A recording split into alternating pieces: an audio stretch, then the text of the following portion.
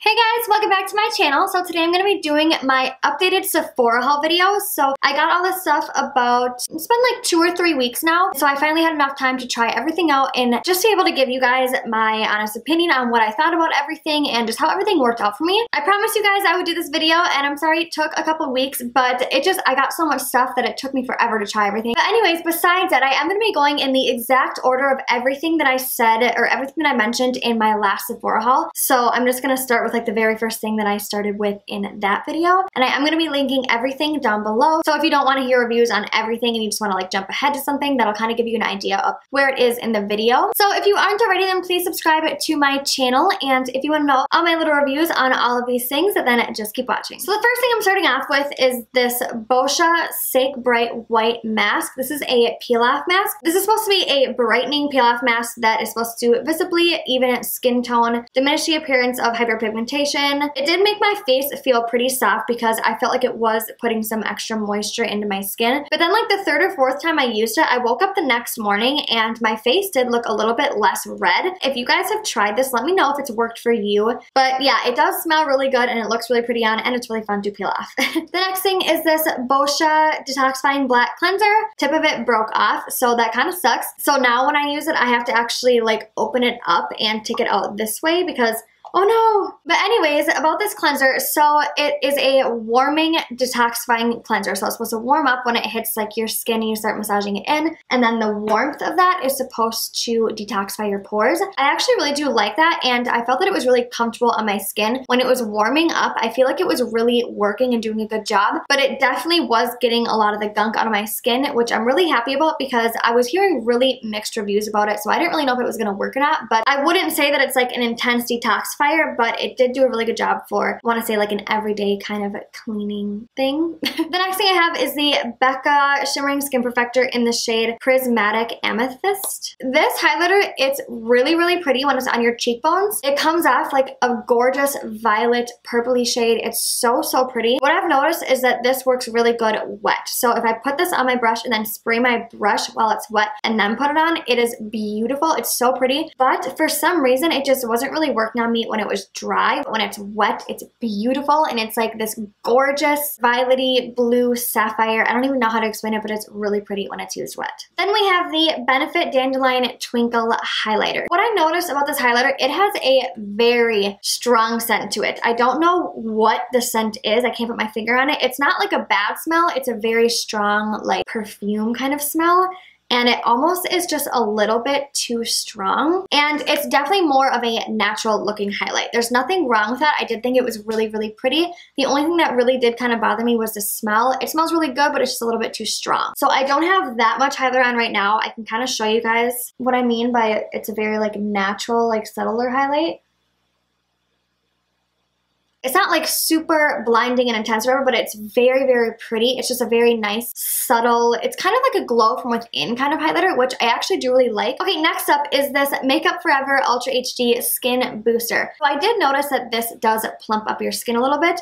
The only thing that I didn't like about it was that it rolled off my skin. I don't know why it was doing that because I've tried it alone. I've tried it for my moisturizer, after my moisturizer. Anytime I would put this on, I could even wait like 20 minutes and then go in with like my primer or something. It would just roll off my skin. I thought it was really weird, but it did make my skin feel really good. It made it feel very like plump and supple and just very like fresh. It's just the fact that it was rolling off my skin. I don't know why it was doing that. So if you guys do know why that was happening, please let me know and tell me what I'm doing wrong. Okay, next thing I have here is the Milk Makeup Blur Stick. The first time I tried this, I did not like it. I was like, this is way too like rough on my skin, and it just felt like it was tugging and it was kind of like dry. And then I played around with it a little bit more and I realized how much I love it. I have it on underneath my foundation right now, only on the apples of my cheeks, and it looks amazing. Like it literally looks so soft. I don't think I've ever seen my skin look so soft from like a pore filler or any kind of primer like that in my life. I love it so much.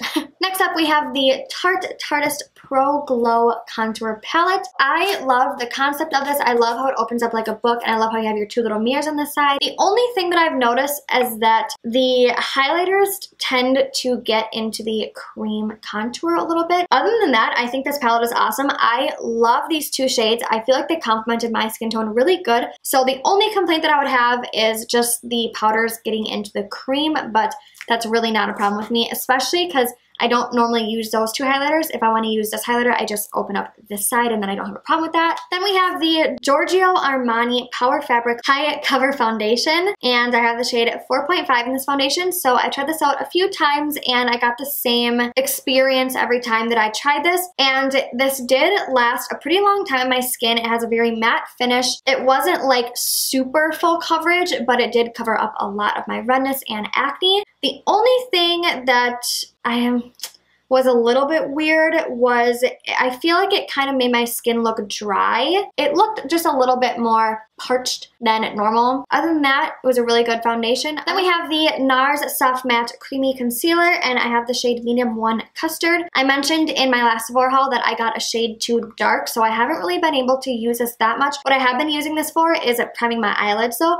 I'll switch between this one and the MAC Soft Ochre Paint Pot. Sadly, I can't say how it would work as like a concealer underneath the eyes because I haven't been able to use it. So I guess I'll just have to update you guys on that when I get a lighter shade and can actually use it as a concealer. Okay, the next things that I mentioned were the Makeup Forever Starlit powders. Absolutely loved these powders. They're so pretty. I use them as highlights all the time. I use them for my eyeshadows. I mix them. I literally do everything with them, and I'm just obsessed with them. And then the next thing that I mentioned in my last video was the Tarte Goddess eyelashes, and I already use those, so I don't really have them to show you guys, but I did really like those. They were very comfortable and they're really easy to put on, so I did like those. And then we have the two Anastasia Beverly Hills lip glosses that I picked up. Love these. Butterscotch is beautiful. I wear it all the time. This one and the shade Undressed are like my favorite lip glosses ever. This one, Gilded, you can see it's kind of like a metallic lip gloss, so it has like a little bit of a sheen to it. I wore it in the Vamp Stamp, not Tramp Stamp, oh my god. The Vamp Stamp video. And again, the formula of these are insane. I love them so much. They're my favorite lip gloss formulas ever. And then I have the Makeup Forever Matte Liquid Lipstick in the shade 103. And I loved the shade so much that I actually went back to Sephora like 2 days later and I picked up the rest of the nude shades. So these are the 4 lipsticks swatched on the back of my hand. They're so pretty. We have 103, 101, 105, and 107 is the last one. Then I have the Bareminerals lip gloss in the shade Sugar. This is their buttercream lip gloss formula. They're so comfortable on the lips. They're not like super sticky and thick. This is like the perfect lip gloss to wear every day because it's just a really pretty pinky nude shade and I just love it. Then we have the Tarte Stunner Highlight, and as I said before in my last video, I accidentally purchased this not knowing that it was in the Tarte Contour Kit. This highlight is super pretty. I love this shade. It's just perfect. Then we have the Too Faced Papa Don't Peach Blush. This, you guys, might be my favorite thing that I got. I am obsessed with this blush. I haven't even used other blushes since I've gotten this one. I actually used it in my last tutorial, my go-to makeup look with all my favorite products in it. I'll link that video down below if you guys want to see it. I used it in that and you guys can just see like my cheeks light up. I love it so much. Then we have the Sephora Collection Contour Palette. Okay, so I played around with all of these shades and I don't really care for this one, just being honest. It's too light for me and it made me look kind of like ashy. This one is a little bit too dark to use for a highlighter shade. So this highlight shade in the middle here, this was the only one that would really work for like my skin tone. And I just didn't really like the way it made my under eyes look. It kind of made them look just kind of dry. So I truly don't really care for this top row. Now for the bottom row, I do really like this shade right here. I think it's like the perfect contour shade. I noticed that if you take too much, it will be kind of hard to blend out. I mean, it's no Anastasia contour kit, but definitely for the price, I think this was like $20. It is a really good contour kit. The next thing I have is this Kat Von D Lock-It Hydrating Primer. This feels very thick on the skin, not in a bad way. It actually makes your skin feel really good. It makes it feel very hydrated, which I really do like. The only thing that sucks is that I do have oily skin, so it did not do a good job of holding up my makeup. What is going on with my hair right now? I wouldn't be able to use it on a day like that where I need my makeup to last a long time, but if I'm just like running to the grocery store or just running like a quick errand or something, this is really pretty under the makeup for like an hour to 2 hours on me, just because it is very, very hydrating and I'm just very oily, so I can't really wear that many hydrating things without them working. The next thing I have is the Kane & Austin Primer Protect Mattifying Primer, and I am obsessed with this primer. It's been so hard for me to even try a new primer since I've gotten this one. I've used it every single day. It is amazing, you guys. It was on the pricier side. It was pretty expensive. I think it was like $56, which is, it's insane, and I can't believe I even spent that much on a primer, but I've never found a primer in my life that is like a holy grail on the first time I try it. I have rosacea, I have very oily skin, I have very sensitive skin, everything breaks me out, and I also have very dry skin on the outside of my face, and this primer just works wonders. It fills in all your pores, it evens out your skin tone, and the most important thing, it literally keeps my makeup on all day long. Then we have the Becca First Light Priming Filter Primer. How I feel about this primer is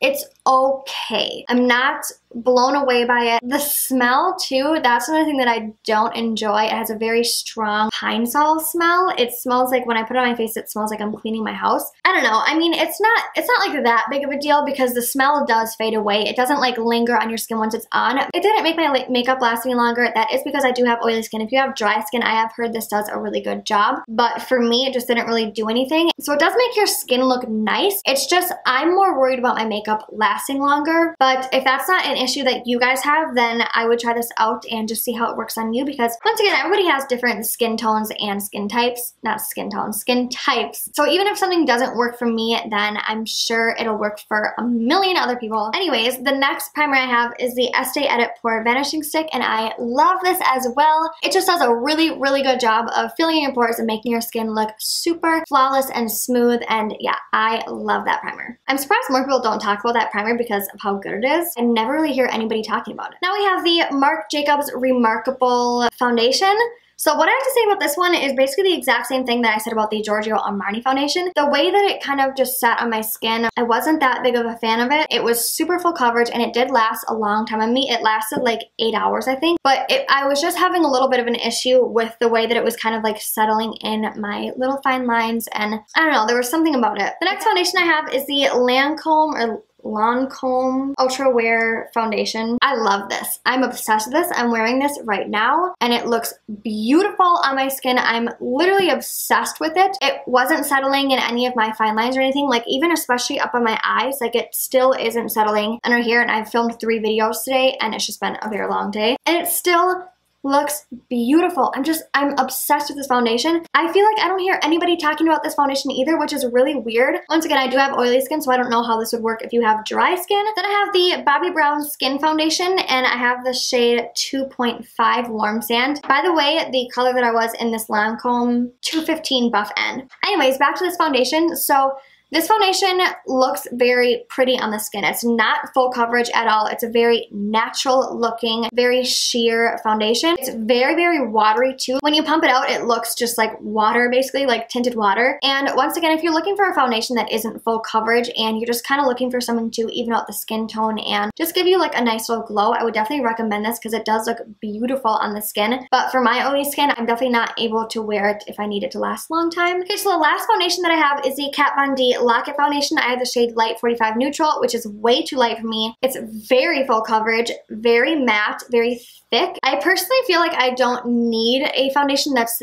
this highly full coverage. And when I did try it with this Lock-It foundation and I used a brush, it wasn't sticking to this primer, which I thought was kind of weird, but when I did put it on with the Beauty Blender, it looked a lot better. It lasted a super long time. It didn't make me very oily. I feel like this is a foundation that I would wear when I'm having like a really bad breakout to really cover that up because it is like super full coverage, but definitely not a foundation that I would want to wear every single day just because it is so thick. And then the next thing I have is the Cover FX Perfect Pressed Powder. So this is like the same setting powder, just in a pressed form that is in like the loose powder form that I absolutely love. You wouldn't want to buy this powder to give yourself any more like coverage on your face. This is strictly for just setting the makeup, and it does look really, really pretty on the skin. So I really do love this powder. Okay, then the last thing I have is the Marc Jacobs Highliner Black Gel Eyeliner. I love this so much, you guys. I literally use it in every single video. Honestly, I don't think I'll ever use another eyeliner for my waterline other than this ever again. That's how much I love it. Okay, so that's everything for this video. I really hope it wasn't too long for you guys, and props to you if you stuck with me this long for this video, because it probably is gonna be pretty long. Yeah, if you guys like this video, then please give it a thumbs up, and I will see you guys in my next video. Thanks so much for watching.